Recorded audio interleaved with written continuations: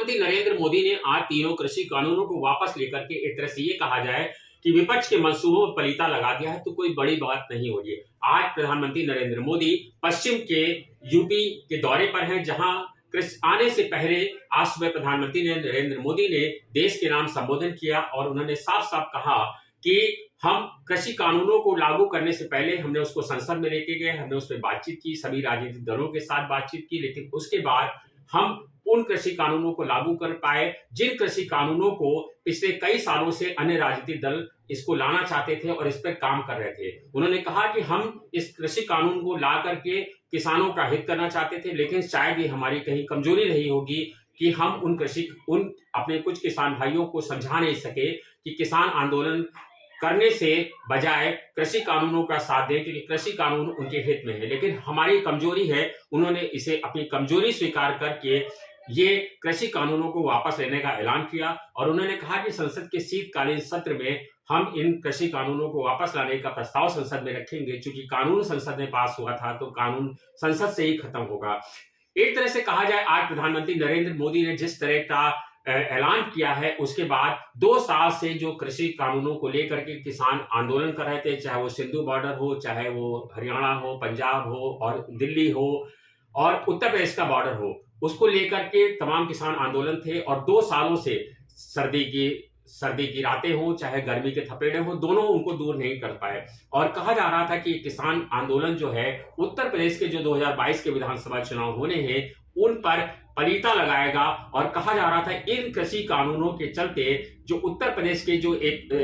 मायने निकाले जा रहे थे, ये कम से कम भारतीय जनता पार्टी को 60 से लेकर के 100 सीटों का नुकसान होने जा रहा था। इन 100 सीटों का नुकसान कवर होने के साथ ही प्रधानमंत्री नरेंद्र मोदी ने आज जिस तरह की राजनीति करी है, प्रधानमंत्री ने ये कहा कि अब उन्होंने देश के उन किसानों से क्षमा मांगते हुए,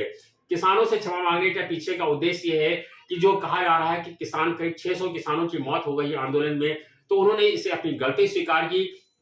और कहा कि हम उन कृषि कानूनों को वापस ले रहे हैं, जिसके साथ साथ उन्होंने किसानों को अपने घर जाने की अपील की। यानी किसान आंदोलन तो खत्म किया ही किया है, साथ ही पश्चिम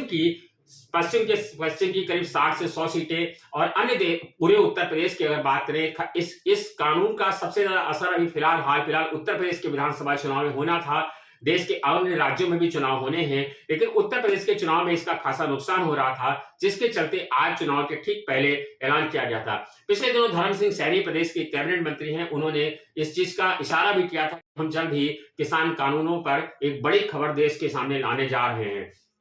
तभी से उम्मीद जग गई थी कि अब कृषि कानूनों को शायद वापस लिया जा सके और तमाम तरह से चर्चा चल रही थी। लेकिन आज प्रधानमंत्री ने जिस तरह के ऐलान किया है, उसके बाद समाजवादी पार्टी हो चाहे रालोद हो, पश्चिम में रालोद और समाजवादी पार्टी दोनों ने मिल करके एक समीकरण तैयार किया था और कहा जा रहा था कि इस समीकरण के चलते समाजवादी पार्टी, अभी आपको याद होगा पूर्वांचल एक्सप्रेस वे पर किसानों के साथ और जन समूह के साथ रात में 3 बजे तक वो लखनऊ पहुंचे हैं गाजीपुर से चल करके, तो वो एक समीकरण तैयार कर रहे थे, गड़े तैयार कर रहे थे। और जब पश्चिम पूर्वांचल एक्सप्रेस में अखिलेश यादव जो रात 3 बजे तक जो भीड़ उमड़ी रही और इसको चलते थे, रालोद भी अपनी वहां पर पैठ मजबूत बना रही थी, कांग्रेस लगातार किसान आंदोलन पर हमलावर हो रही थी, आम आदमी पार्टी तो लगातार ट्वीट कर रही थी कि किसानों की हत्याओं के पीछे भारतीय जनता पार्टी जिम्मेदार है। तो कुल मिला के कहें कि रालोद, बसपा, सपा, कांग्रेस, इन सबकी योजनाओं का यह 2022 में जाने का पीछे का सबसे बड़ा गणित यही था। उनकी धार को आज प्रधानमंत्री नरेंद्र मोदी ने कुंद कर दिया है।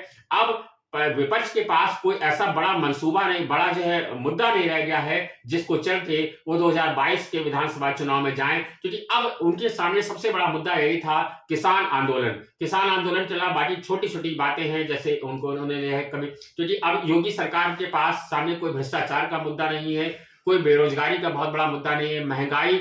ऐसी नहीं है, पेट्रोल डीजल को छोड़ दे तो कोई बड़ा मुद्दा ऐसा नहीं है विपक्ष के पास जिसको लेकर के विपक्ष अब भारतीय जनता पार्टी पर उस तरह से निशाना साध सके जिस तरह से है किसान 2022 में भारतीय जनता पार्टी को बुलंद किया जा सके। तो अब कुल मिलाकर ये कहें कि भारतीय जनता पार्टी ने